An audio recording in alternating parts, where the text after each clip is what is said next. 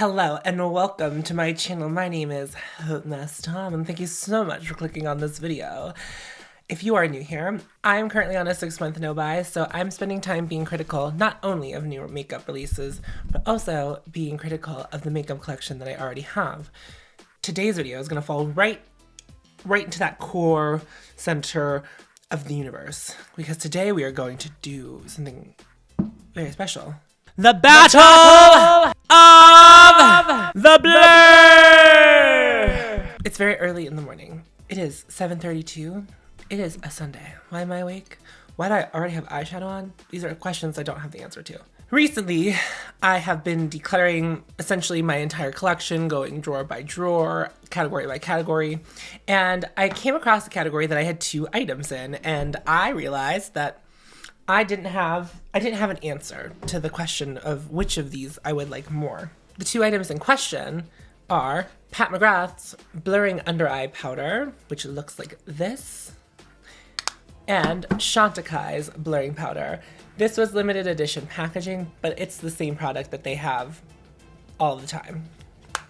So we're gonna take a look at these. I'm gonna talk about them a little bit, and then we're gonna apply them to see which one does the best. Or is blurring powder just a myth that we are, I don't know, gaslighting ourselves into believing?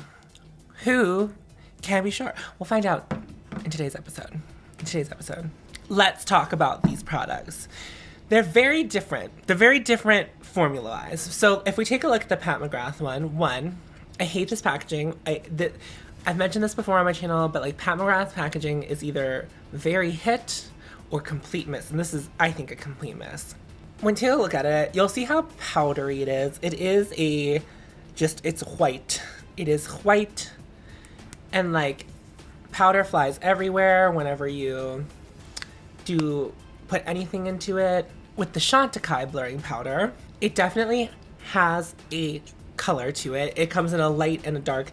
Pat McGrath also comes in a shade range. But this one's a lot different. When you touch it, it's not exactly creamy, but it doesn't have like the kick up and the powderiness that the Pat McGrath one does. It feels very smooth, while the Pat McGrath feels a little bit rough, to be quite honest. And it just feels like velvety and smooth. So what my ideal situation is that today I put these both on my face and I decide which one I keep. If you're new here, I actually have a backup of this too, but when I bought the backup, chantecaille had it as a limited edition item and it had not been permanently placed in their range. And now it has been, so I should not have bought a backup. Should we buy backups at all? Probably not. That's like not a thing, that's not culture we should participate in, I think, in general. Whichever one loses today will be removed from my collection. Pat McGrath was in my purgatory box, so this will free up space in my purgatory box should I decide to get rid of it today, or should I decide to keep it because then this will go away. I have my theories. I'm pretty sure I know which one I'm going to like, but I figured this would be a fun video for us to partake in. Also, should I wear more headbands? Does this look crazy? I can't be sure. To give us a fair base to go with, to give us some, just to give us a canvas in which to blur, I'm going to be using 2 items that I know to be, 1, very trustworthy, 2, not really have a blurring effect. So for the foundation, I'll be using the Stay Naked foundation from Urban Decay. I have the shade 20NN. This foundation is like nice. It has essentially a skin finish. Well, it's a little bit matte, but like I don't put too much of it on, so like it gives me more of like a skin finish, and I just think that this is going to be a very nice way for us to be able to see blurring, but like I think in a very real way. For primer, I will be using the Bobbi Brown Vitamin Enriched Face Base. While this gives you like a nice canvas, it doesn't blur pores. It doesn't claim to blur pores, so I didn't want to use a blurring primer underneath to skew the results. So I will apply these real quick, and then I'll be back and we will test these powders. Okay, I'm back with the foundation and primer on, and I also added the Touche Clot Radiant Touch under my eyes. I forgot I wasn't doing a foundation review, so I forgot that I'm allowed to wear concealer. So what I'm going to do is I'm going to zoom you in and show you each half. Like I'm gonna show you my whole face just with the foundation and concealer and primer on.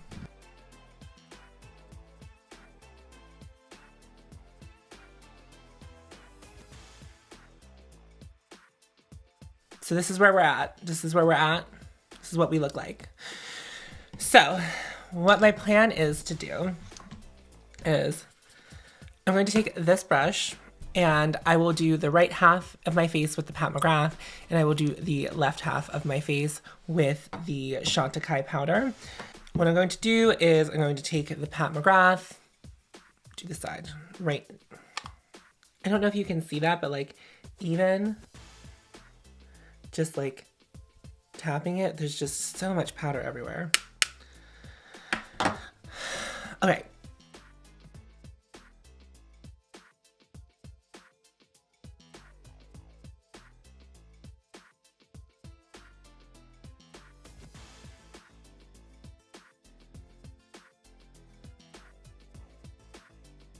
I'm going to take the same brush. I'm going to color switch off, even though there's really not color happening, but for science's sake, because what we're doing here is obviously very scientific. I'm going to take the Chantecaille. No kick up with that one, just reiterating kind of like the formula.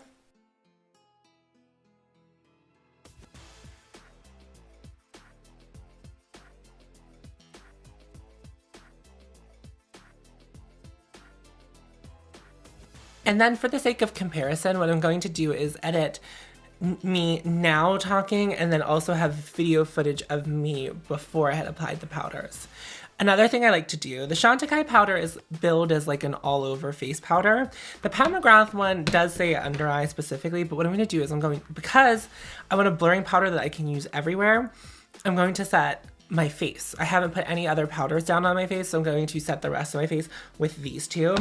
What I like to use, because I've only ever done this with the Chantecaille powder, I have this like flat brush from Wet n Wild, but I like to buff it into my skin as opposed to just like kind of like sweeping it on my skin, because I think when you buff it, you get that, the full effect. So I'm going to now blur this half of my face with the Chantecaille powder. And I just will do like a swirl like that in.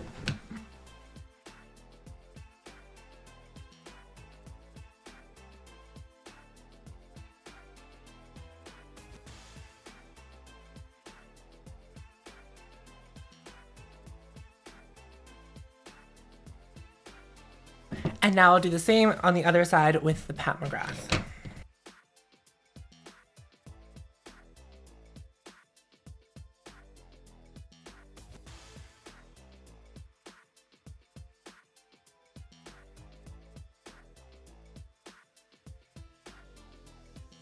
So here we are, powdered with both sides.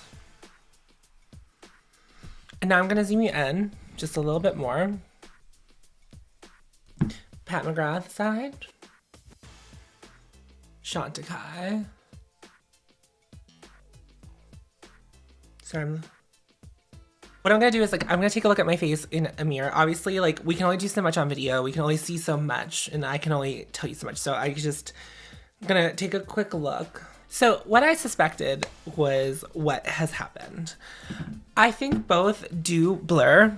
However, I think because this one is specifically designed for the under eye and it's white, it has made this side of my face paler.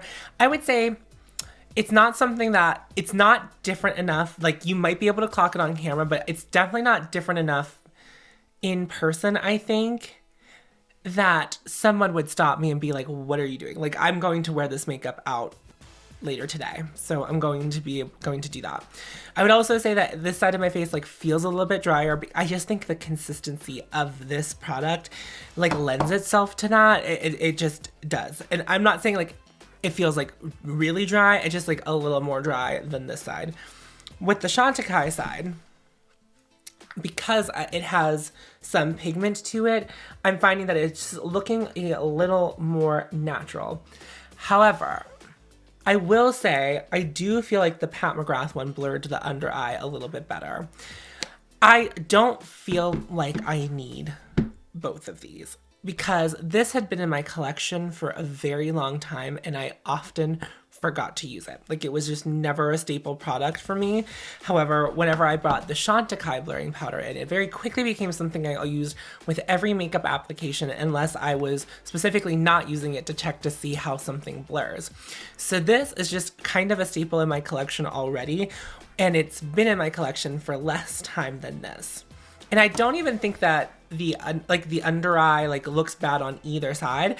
I would just say, looking in the camera, like, I don't have like severe bags, but they are more visible here than they are on this side of my face. Just like, you can kind of like just see it right there, where on this side, I just feel like the Pat McGrath powder blurred it just a little bit better. In fact, I will now apply the Pat McGrath over top of that and see if it like gets rid of it. And hopefully you can see it in camera. Like, hopefully that's something that you can witness.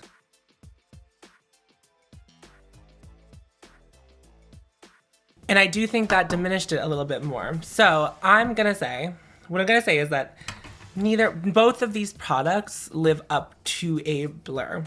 I would say the Pat McGrath one does in fact blur more.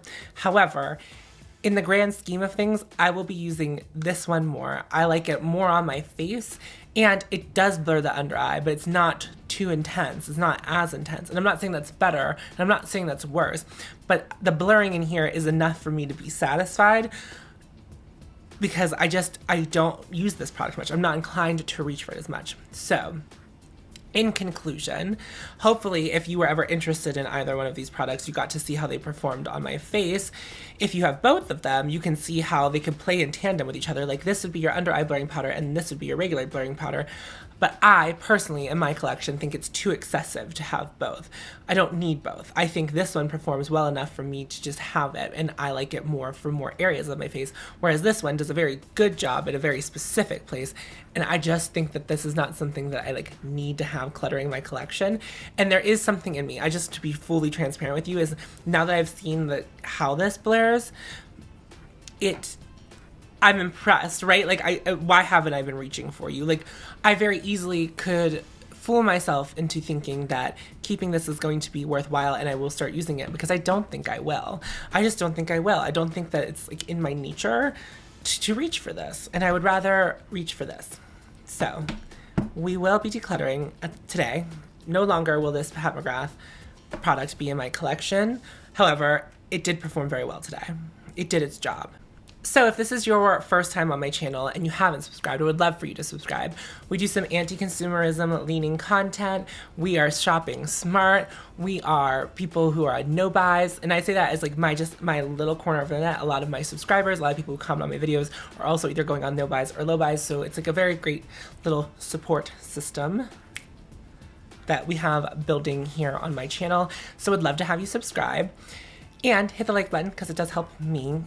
Finally, I launched a Patreon, and if you are interested in seeing 2 more videos a month from me, you can head to that Patreon. It's in my description box below. Would love to see you on the Patreon. Become a Patreon saint. I'm going to put the rest of my makeup on and then film another video. Thank you so much for watching, and I will see you in my next one. Oh, follow your haute, and you will find me. See you in my next one, friends.